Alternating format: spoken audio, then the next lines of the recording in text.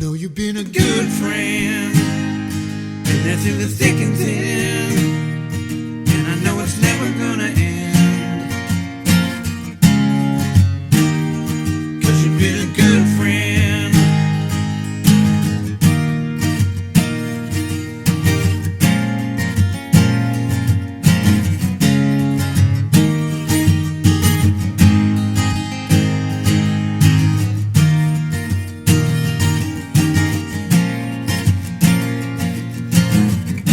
එතන කොහොමද මේ දවස්වල විස්තර? මේ දවස්වලදී මේ පෙරහර සාධිකායි තමයි. ඔව් නේ. අපේ මෙයාගේ හොඳ මෙයාලව වාසනාව ගැන පොඩ්ඩක් කියන්නකෝ.